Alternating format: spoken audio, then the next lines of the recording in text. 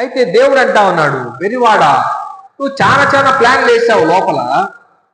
నేను దీన్ని పెద్దదిగా చేస్తాను, దీన్ని వెడల్పు చేస్తాను, బాగా కూర్చుకుంటాను, దాచుకుంటాను, సంవత్సరాల తరబడి నేను సుఖిస్తాను అని నువ్వు అనుకున్నావు. అయితే దేవుడు అంటున్నాడు వెర్రివాడా, ఈ రాత్రి నీ ప్రాణం అడుగుచున్నారు, నీవు సిద్ధపరిచినవన్నీ ఎవని వగునని ఆయన వానితో చెప్పాడు. హల్లెలూయా. ఎంత భయంకరమైన మాట, ఎంత భయంకరమైన మాట. ఈరోజు మన దగ్గర డబ్బు ఉంది, మనం కూర్చుకుంటున్నాం, మనం సుఖపడదామని అనుకుంటే దేవుడు అంటున్నాడు, ఈ రాత్రి నీ ప్రాణాన్ని తీసుకుంటే నువ్వు కూర్చుకొనినవన్నీ ఎవని వగుతాయి అని అంటావు. ఇది ఒక పెద్ద సబ్జెక్టు, నేను తర్వాత ఇంకొకసారి ఎప్పుడైనా నేను మీకు వివరిస్తాను. ఎందుకంటే లోకస్తులు ఏం చేస్తున్నారట, సంపాదించుకుంటున్నారు, కూర్చుకుంటున్నారు, చేసుకుంటున్నారు, కానీ ఈ కూర్చుకున్నదంతా వాళ్ళు అనుభవించకుండానే వెళ్ళిపోతా ఉన్నారు. అనుభవించకుండా వెళ్ళిపోయినప్పుడు ఈ ఆస్తుల కోసం వాళ్ళ బిడ్డలు ఏం చేస్తున్నారు, గొడవలు పడి, కొట్లాడలు పడి, కోర్టులు ఎక్కి, పోలీస్ స్టేషన్లు ఎక్కి, ఎట్ట తిరిగి ఆస్తి చేజిక్కించుకొని, నువ్వు సంపాదించి నువ్వు తినలే, ఎవడో తింటున్నాడు.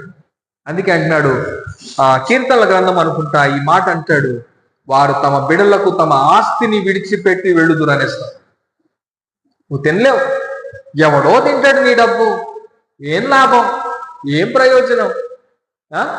అందుకే దేవుని వాక్యం సెలవిస్తా ఉంది, వెరివాడ, ఈ రాత్రి నీ ప్రాణం అడుగుతున్నారు, నీవు సమకూర్చినవని ఎవని వగును అనేసి అన్నాడు దేవుడు. ఒక ప్రశ్న, దీనికి జవాబు మనుషుల దగ్గర లేదు. అందుకే దేవుని వాక్యం సెలవిస్తా ఉంది, ఒకని కలిమి విస్తరించుట వాని జీవమునకు మూలము కాదు అని. హల్లెలూయా.